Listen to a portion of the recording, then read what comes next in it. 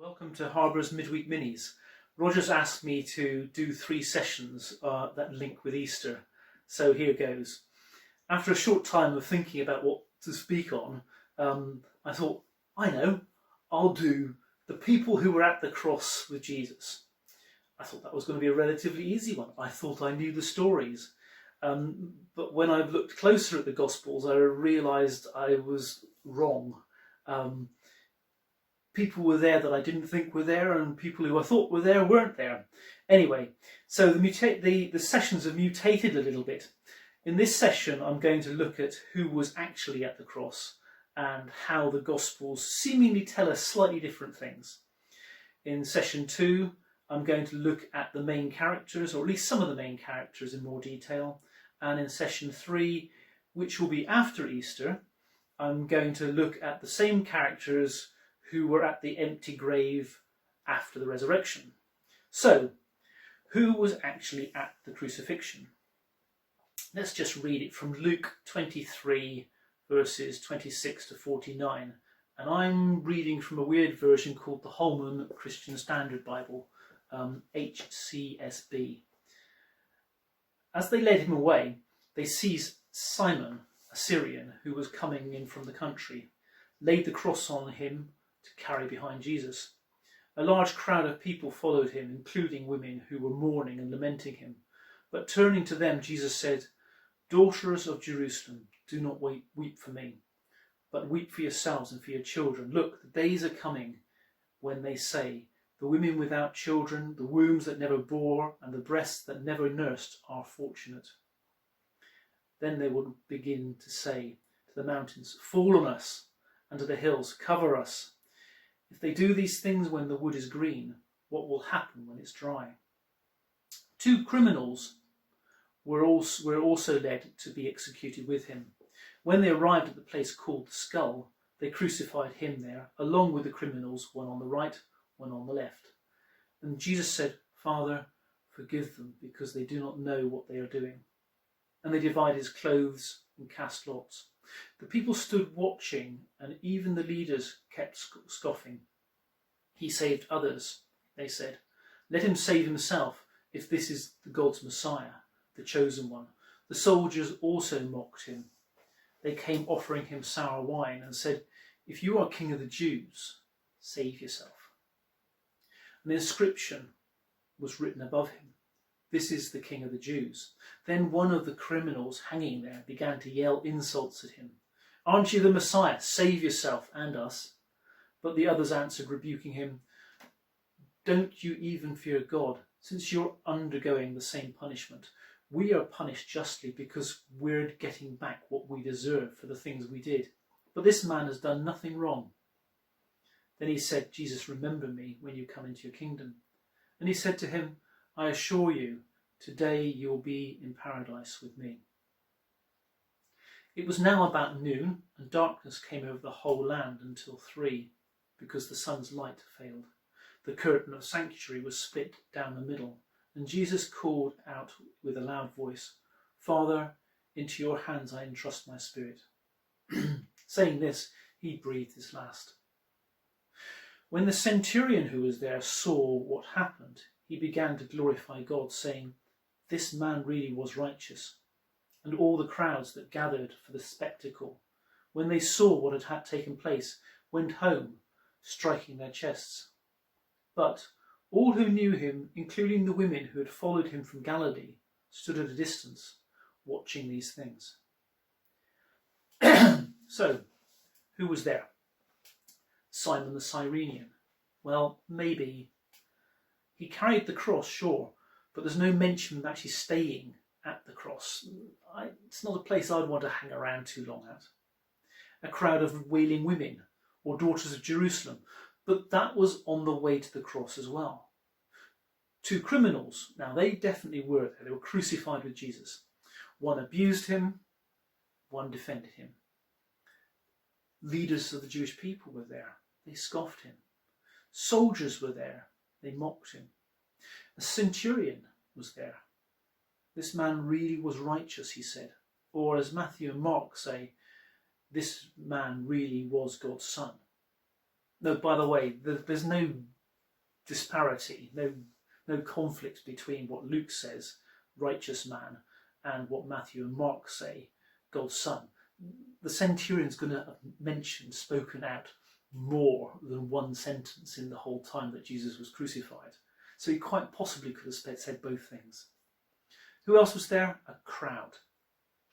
And those who knew him, including the women who had followed him from Galilee, hiding at the back of the crowd. For me, the first shock is not who was there, but who isn't mentioned. The apostles, the 12. They're missing from the story. The very last sentence of the passage may just about indicate they were there. But all who knew him, including the women who had followed him from Galilee, stood at a distance watching these things. All who knew him is a bit of a catch-all. It could include them. But in most places in the Gospels, the 12 are mentioned by name if they're there. The apostle, or mentioned as the apostles. They're centre stage, the story, and they're not clearly mentioned within any of the Gospels about the crucifixion.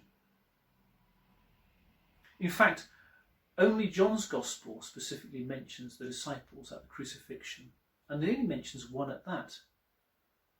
John 19, 25 to 27. Standing by the cross of Jesus was his mother's sister, Mary the wife of Clopas, Mary Magdalene. When Jesus saw his mother and the disciple he loved standing there, he said to his mother, "Woman, here is your son." And he said to the disciple, "Here is your mother." And from that hour, the disciple took her into his home. There's a very strong bet that actually this disciple whom Jesus loved is John, the writer of John's Gospel. There's some academic dispute about it, but that's the greatest likelihood. We know from Matthew 26 and 56 that all the disciples fled when Jesus was arrested, and most of them probably stayed away for the crucifixion out of fear of being arrested themselves. John 18, 15 to 27 says that Peter's fear of arrest caused him to repeatedly deny that he even knew Jesus. So there is a very good reason for believing that actually the disciples aren't included. John was there, but the other apostles not. Jesus had been abandoned by his closest followers. He was surrounded by a baying mob of spectators taunting him. "Save yourself! Get down if you can." One of the criminals who was crucified with him threw insults at him. "If you're the Messiah, save yourself and us." Even the soldiers gambled for his clothes. John 19, 23, 24. When the soldiers crucified Jesus, they took his clothes and divided them into 4 parts, a part for each soldier. They also took his tunic, which was seamless, woven in one piece. So they said to one another, "Let's not tear it, but cast lots for it, to see who gets it." They did this to fulfill the scripture that says, "They divided my clothes among themselves, and they cast lots for my clothing." This is what the soldiers did. They gambled for his clothing. According to Luke, anyone who knew him kept at a distance. Luke 23:49. But all who knew him, including the women who had followed him from Galilee, stood at a distance watching these things. Matthew and Mark say something similar. Matthew 27:55 to 56. Many women who had followed Jesus from Galilee and ministered to him were there, looking on from a distance. Among them were Mary Magdalene, Mary the mother of James and Joseph, and the mother of Zebedee's sons. And Mark 15:40 to 41. There were also women looking on from a distance. Among them were Mary Magdalene, Mary the mother of James, the younger, and of Joseph, and Salome. When he was in Galilee, they would follow him and help him. Many other women had come up with him to Jerusalem. The Synoptic Gospels, that's Matthew, Mark, and Luke, paint a picture of Jesus being surrounded by enemies as he dies on the cross. forsaken by his closest friends, with some followers, notably some faithful women, fearfully hiding at the back of the crowd. Whoever recorded these events must have been an eyewitness, has that feel about it, and was probably one of those people also lurking at the back of the crowd. And we just don't know who that source is that Matthew, Mark and Luke used. We do know that John must have had another source. If it was John who was the beloved disciple, then actually he was the source himself, because his record is different. I've read it once already, but let's read it again. John 19:25-27.